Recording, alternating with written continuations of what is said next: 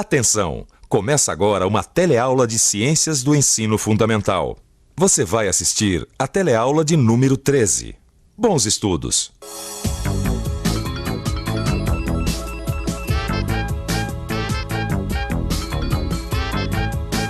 Nas últimas teleaulas vimos que tudo é formado por substâncias ou uma mistura de substâncias. O que comemos, o que vestimos e tudo o que nos cerca é formado por uma combinação das substâncias. Isso inclui o ar que respiramos. Nós já vimos que no ar existem diversos gases e outras substâncias. Bom, um desses gases é o oxigênio. Na natureza, o oxigênio encontra-se na forma de gás, mas quando se necessita transportar o oxigênio, isso se faz passando para o estado líquido, que é como ele se encontra dentro desse tubo. Mas como o oxigênio que está no ar é separado e fica sozinho para ser usado? Esse é um dos assuntos da nossa teleaula de hoje. Na teleaula de hoje, vamos estudar do que são feitas as substâncias que formam o nosso planeta. Nós vamos rever as propriedades dos metais e descobrir as diferenças que existem entre os metais e os outros elementos químicos. Aprenderemos também o que acontece quando combinamos os metais com elementos que não são metais.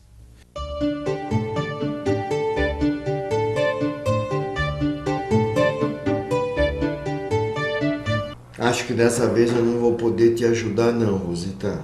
Não fala uma coisa dessa, Arnaldo. Sempre que tem problema em casa, você vem e dá um jeito. Mas é que tem alguns concertos que precisam das ferramentas certas. Quer dizer que eu perdi meu companheiro de cozinha? Como é que eu vou fazer agora, cozinhar, ouvindo música? Calma que não é pra tanto, eu acho que é só soldar esses fios aqui, ó. Soldar um fio? Como é isso? Soldar é como colar o fio de volta. Só que a gente tem que juntar as partes que estão separadas com um pedaço de metal derretido. Mas como é que a gente faz para derreter um fio de metal? Eles não têm ponto de fusão alto? Nem todos. Para soldar, se usam metais que tenham pontos de fusão não muito alto. E eles podem estar misturados. Quer dizer que, com um ponto de fusão menor, o metal que a gente usa para grudar as partes que estão separadas derrete mais fácil, certo? Mas bem rapidamente ele volta a ficar sólido. É só esfriar um pouco que ele fica sólido de novo. Mas se ele derrete e depois fica sólido de novo, não acontece como os fusíveis que param de funcionar quando atingem seu ponto de fusão? Não. No fusível, o metal está em uma posição que, quando ele derrete, ele não se solidifica como ele estava anteriormente. Normalmente, ele se solidifica em duas partes separadas. E é essa separação que impede a passagem de eletricidade. Quando a gente usa o fio de solda, o que se faz é justamente colocar metal derretido de uma forma que ele junte as partes que estão separadas. E no caso aí do meu rádio, se o metal da solda for diferente dos metais que ele está juntando, meu rádio vai continuar funcionando? Vamos pensar um pouco? Vamos pensar um pouco. Os fios de solda mais comuns são feitos de uma mistura de estanho e chumbo, ou seja, são feitos de metais. Todos os metais são excelentes condutores de eletricidade. Quando a eletricidade precisa percorrer um caminho dentro de um circuito, como um rádio, ela o faz através de contatos metálicos. Ao soldar um pedaço de metal que está partido, o que se faz é consertar o caminho que estava danificado. E aí, Arnaldo?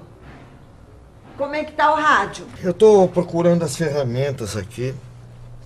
Eu acho que é só soldar os dois fios que o rádio volta a funcionar. Ainda bem que o fio de solda derrete fácil e também fica sólido rápido. Mas no caso do rádio, a solda faz mais do que apenas grudar as partes. Como assim? A solda dos fios serve para unir as partes e também garante a passagem da eletricidade, mesmo que a solda se superaquecer e se tornar líquida. Mas como? O metal líquido também conduz eletricidade? O fato de estar em estado líquido não altera a capacidade dos metais de conduzir eletricidade. Ao atingir seus altos pontos de fusão, os metais simplesmente mudam seu estado físico, mas mantêm muitas de suas propriedades.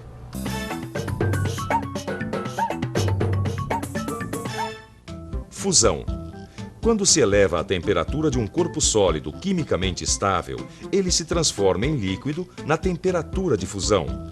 A fusão é a mudança do estado sólido em líquido. Quer dizer que os metais podem passar para o estado líquido e continuam metais. Mas são só os metais que ficam líquidos quando são aquecidos? Não, isso é algo que acontece com os sólidos de uma maneira geral. Mas eu posso obter líquidos também através de resfriamento. Se eu tiver um gás ou uma mistura de gases, eu posso conseguir líquidos. É por isso que, para obter oxigênio líquido, como o que se encontra dentro desse tubo, é preciso resfriar o ar até quase menos 220 graus Celsius. Quando o ar atinge essa temperatura, uma das substâncias que a compõem, e somente ela, o oxigênio, passa para o estado líquido. Se continuarmos a baixar ainda mais a temperatura, outras substâncias que formam o ar também passarão para o estado líquido. Isso mostra de maneira bastante clara que o ar é composto por uma mistura de substâncias, e cada uma delas é formada por um ou mais elementos químicos. Posso te fazer uma pergunta? Você sabe o que é isso aqui? Não. A gente geralmente estuda nas aulas de química, né? Mas nem me pergunte como que funciona, porque eu já não sei mais, não tenho a menor ideia. Já lembro de ter visto em algum lugar, mas não sei bem o que é, não. Vocês sabem o que é isso aqui? Uma tabela periódica. É uma tabela periódica. É, tabela periódica de química. Você conhece algum desses elementos aqui? É chumbo, nitro, cobre, ferro. Vocês sabem o que significa essas divisões de cores? Para saber a razão do nome, né, químico lá. De química, né? Ah, agora sim, agora me veio na memória, eu lembro sim. É tabela periódica de química, exatamente. Né? Como vimos em teleaulas anteriores, a construção da tabela periódica foi muito importante na organização dos elementos químicos. Ao ordená-los de forma parecida com a que conhecemos atualmente, Dmitri Mendeleev criou um modo de agrupar os elementos a partir de suas propriedades. Se procuramos um elemento como ferro aqui na tabela, percebemos que em volta dele temos vários elementos, tanto na vertical quanto na horizontal, pintados da mesma cor. A gente sabe que o ferro é um metal. Então, ao observarmos a tabela periódica, a gente sabe que todos os elementos químicos que estão pintados da mesma cor que ele possuem algumas das mesmas propriedades. As substâncias formadas apenas por elementos químicos do grupo dos metais são as chamadas substâncias metálicas. Na tabela periódica, existem vários elementos que não são metais, e eles formam a maioria na tabela. Da mesma forma que os metais, esses elementos também se combinam entre si e formam muitas das substâncias que estão à nossa volta. Uma propriedade comum a essas substâncias, que são formadas por elementos que não são metais, é a sua baixa capacidade de conduzir eletricidade. Exemplos dessas substâncias são a água, o ar e a glicose que encontramos nos açúcares. Mas quando esses elementos químicos não metais se combinam com um metal, eles formam um outro tipo de substância. Eles formam as substâncias iônicas. Exemplos de substâncias iônicas são o sal de cozinha, o bicarbonato de sódio e a cal. Na sua maioria, as substâncias iônicas têm alto ponto de fusão, frequentemente se dissolvem em água e são más condutoras de eletricidade no estado sólido.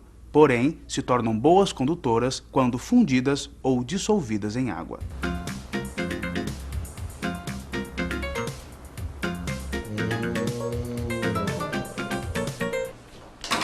Quer dizer que se eu colocar sal dentro dessa água, ela vai ficar boa para conduzir eletricidade? Impressionante, né? E como isso é possível? A água é uma substância e o sal é outra substância. Essa nova mistura vai ter propriedades diferentes. Inclusive essa de conduzir eletricidade. Bom, agora que eu já terminei o concerto do rádio, você vai poder ouvir música novamente enquanto prepara a comida. Acho bom.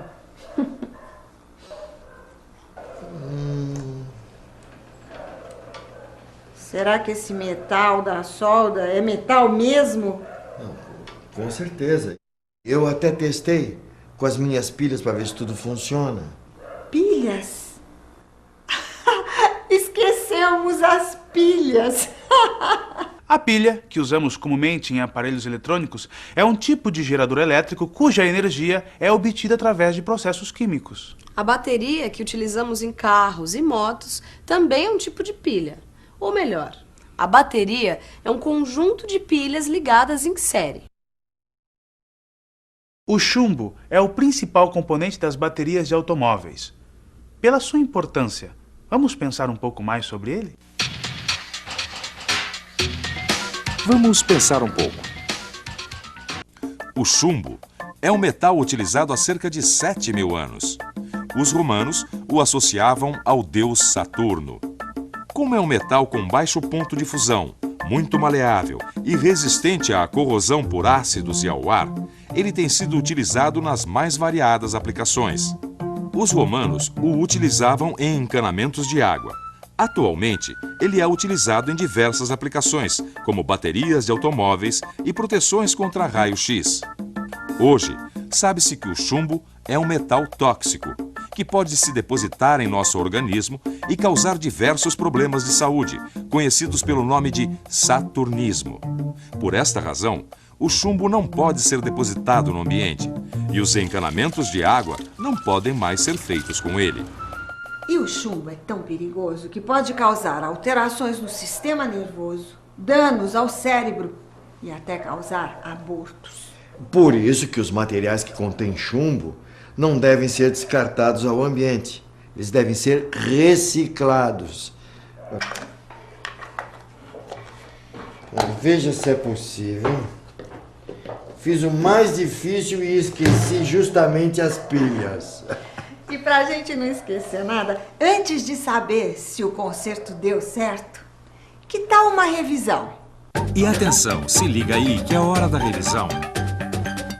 Na teleaula de hoje, aprendemos que tudo à nossa volta é composto de substâncias e que todas as substâncias são compostas por elementos químicos. Relembramos como os metais se comportam no estado sólido e no estado líquido com relação à condução de eletricidade. Descobrimos que a combinação dos metais com os elementos químicos que não são metais resultam em um outro tipo de substância, as substâncias iônicas. Por fim, entendemos como funcionam e do que são feitas as pilhas e baterias. Agora tudo voltou ao normal? Tá tudo ótimo. E muito obrigado por tudo. Então eu já me vou. Nada disso.